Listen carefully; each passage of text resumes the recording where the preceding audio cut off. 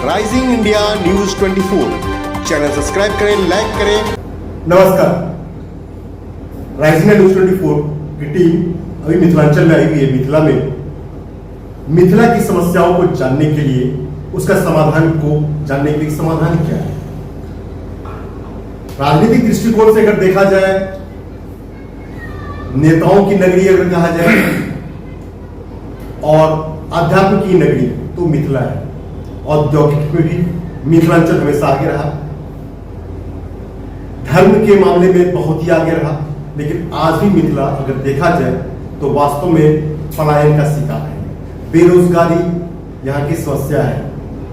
शिक्षा और स्वास्थ्य में अव्वल रहने वाला बिहार, मिथिलांचल खास के आज पीछे है। क्या कारण है जानना चाहेंगे। दशकों से राजनीति में रहने वाले कृपानंद झा जी से। आप मधुबनी में नवकली गांव के रहने वाले हैं, राजनीति में आपका दशकों से अनुभव रहा है, लोगों के बीच रहे हैं।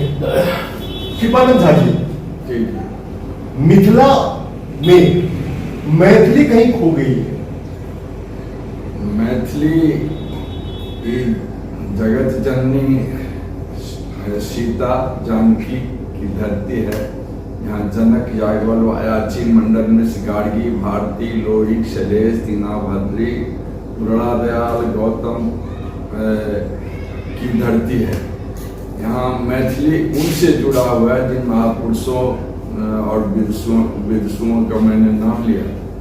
इसीलिए मैथिली तो नहीं मिट सकती है और मिथिला भी नहीं मिट सकता है। लेकिन अगर बाजार में सवाल करें किसी से कि भैया हमारा एक गाँव जवाब कहे, तो वो हिंदी जवाब देते हैं। आप यहाँ से नहीं ऐसे जाइए ना। देसी मुर्गी बिलैती बोल। हमारे छोटी सी बात में कर देता हूँ। मेरे ही गांव के एक थे बलभद्र झा, वो बंगाल में रहते थे, वो कुक का काम करते थे।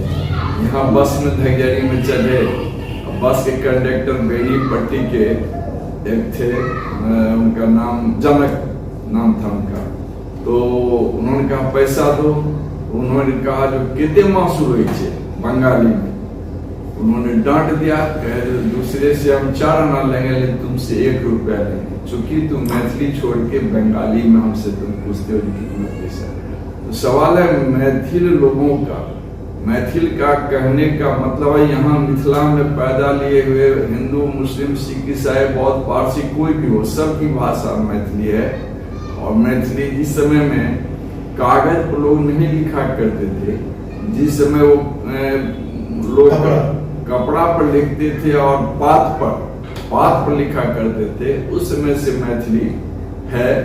तब जो अभी का जो युग है, जो मीडिया है, वो प्रिंट मीडिया हो कि इलेक्ट्रॉनिक मीडिया, मैथिली को हाईलाइट करने में, उसको प्रोजेक्ट करने में उतना ध्यान नहीं देती है। जबकि अष्टम सूची में मैथिली शामिल भी हो गया है। यहाँ अखिल भारतीय मिथिला संघ बना के बोगंजा चौथी गुरुद्वारा रकाबगंज रोड में रहते थे। 3 बार सांसद हुए तो उसी में रहते थे। और सभी दल के लोगों को उन्होंने डॉक्टर जयनाथ मिश्रा को भी अखिल भारतीय मिथिला संघ का सदस्य बनाया, हुकुम देव यादव बीजेपी को भी बनाया, राजेंद्र यादव मधेपुरा के सांसद कांग्रेस उनको भी बनाया। सभी तरह के लोगों को कम्युनिस्ट रहते हुए मैथिली के उत्थान के लिए, मिथिला के उत्थान के लिए। लेकिन बाद में जाके विभिन्न ग्रुप में उसको डिवाइड कर दिया गया। और एक यह भी कारण है जो निर्दलीय संगठन के रूप में किसी दल से एफिलिएटेड जब संगठन हो जाता है तो मैथिली आंदोलन कमजोर पड़ जाता है। और इसलिए मैथिली बाढ़ से कभी तबाह होता है, कभी सूखा से मिथिला तबाह होता है, कभी विभिन्न तरह की बेरोजगारी से तबाह है। यहाँ के लवकुश, प्रहलाद, अभिमन्यु, एकलव्य रूपी, गार्गी, मैत्री रूपी बेटा बेटी जो पलायन कर रहे हैं, दूसरे राज्यों में जा रहे हैं। महाराष्ट्र में बिहारी करके उनको पीटा जाता है, बंगाल में बिहारी करके उनको पीटा जाता है। ममता दीदी कहती हैं कि बिहार के लोग आके वोटर बन गए, महाराष्ट्र के लोग कहते हैं बिहार के लोग वोटर बन गए। इस तरह से अपमान जो किया जा रहा है विद्यार्थी के यहाँ के युवक युवतियों पर। मेधा में कमी नहीं है। यूपीएससी में सबसे ज्यादा अव्वल आते हैं मिथिला के लोग, बिहार के लोग। यूपीएससी में तो आते ही हैं, लेकिन फिर भी उनकी उपेक्षा हो रही है। और वो जो पढ़ने के लिए भी, कमीशन फेस करने के लिए भी और रोजगार के लिए भी। वो क्लास 1 अफसर बनने से लेकर के और एग्रीकल्चर लेवल का काम करने के लिए पंजाब जाते हैं। उसका मुख्य कारण है यहाँ बाढ़, सूखा, बिजली संकट के अस्थायी निदान के लिए अगर हाई डैम का निर्माण हो जाए, कोसी के बड़ा, कमला के सीसार पानी, बागमती के नुनथर पर बहुउद्देशीय डैम का, जैसे कि पंजाब के भाखड़ा नगर में है डैम, उस प्रकार के डैम बन जाए। तो डैम में तो जैसे कि कोसी के बड़ा हम लोग देखने के लिए गए थे, आप भी जा सकते हैं, दूर नहीं है। तो 8.5 फीट कंक्रीट का बांध, सीमेंट कंक्रीट का बांध दक्षिण में बांध दिया जाए। पूरब में हिमालय है, उत्तर में हिमालय है, पश्चिम में हिमालय है, और वहां से जो पहाड़ का पानी ज्यादा विध्वंस करता है बाढ़ में हम लोगों को। नहीं तो जो आकाश से, बादल से जो पानी आता है उसके लिए तो मतलब इंडा, पोखरा, तालाब, नदी नाला उसी में पानी समा जाए, वो नहीं तबाही मचाता है वो पानी। असली जो आता है पहाड़ से, उसमें करंट ज्यादा होता है और ज्यादा क्षति करता है जान माल का। अगर वहां डैम बन जाए तो पहाड़ से आए हुए पानी को समेट लेगा, उस पानी में बिजली पैदा किया जाएगा।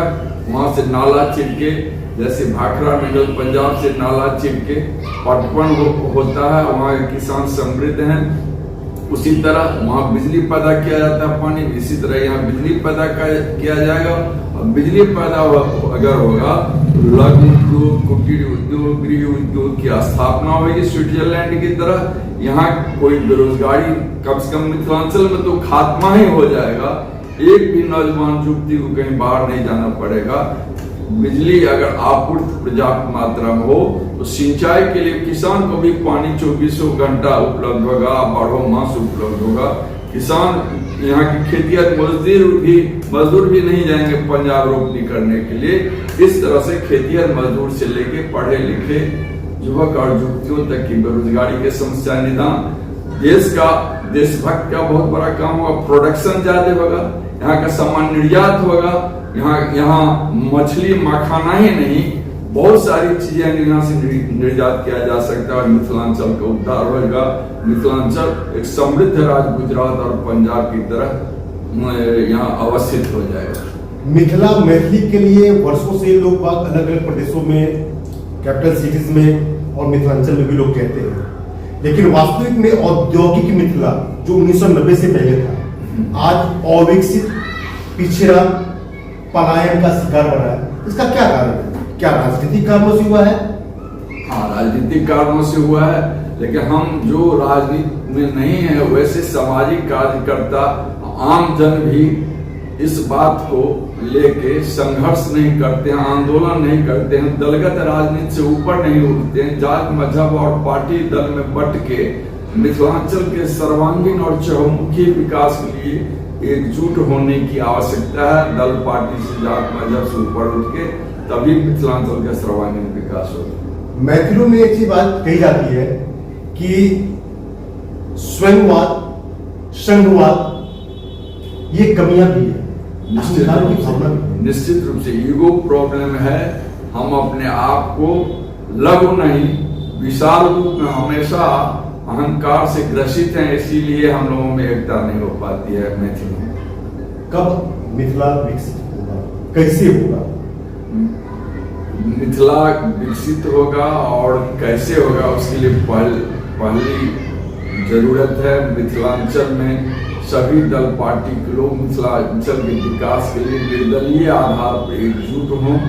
दल किसी में रहे, पार्टी किसी में रहे, मैथिली और मिथिला के लिए एकजुट हों और कोसी के बड़ा, कमला के सीसा पानी, बागमती के नुनथर पर अगर हाई डैम बन जाए, 18 जिला मिथिलांचल, उत्तर बिहार स्वर्ग बन जाएगा, जन्नत बन जाएगा। दरभंगा में एयरपोर्ट बना, एम्स की भी बातें हो रही है, कोसी में डैम बना, डैम नहीं बना, पुल बना, और अभी मिथिला हाट भी एक बड़ा टूरिस्ट हब बन गया है। क्या ये सब शुरुआत है मिथिलांचल को आगे बढ़ाने? निश्चित रूप से स्वागत योग्य कदम है सरकार का और वाजपेयी जी का इसमें योगदान है बहुत ही। और जो मिथिला हाट भी बना है पर्यटक स्थल, और भी विकसित होना चाहिए। एक फुलहर है, उच्चैठ दुर्गासन है और कई जगह है यहाँ ये जो देखने लायक जगह है पर्यटक स्थल के रूप में। यहाँ फिल्म का शूटिंग हो, सूचना एवं प्रसारण विभाग से भी आग्रह करेंगे शूटिंग के लिए इन सब देव स्थलों को, पर्यटक स्थलों को विकसित किया जाए, डेवलप किया जाए और मिथिलांचल सब तरह यहाँ उससे भी रोजगार बहुत लोगों को मिलेगा। हम समझते हैं मिथिला इसी तरह से विकसित हो। धन्यवाद आपका, बहुत बहुत धन्यवाद। धन्यवाद। मिथिला को आगे बढ़ाने में आपको बहुत बहुत धन्यवाद इस चीज का कि आगे बढ़ाने में आप आगे बढ़े और मिथिला विकसित हो। धन्यवाद। राजीव न्यूज में रमेश था। देश और दुनिया का सबसे तेजी से उभरता हुआ news channel rising India news 24 channel को सब्सक्राइब करें, लाइक करें और वीडियो को शेयर करें।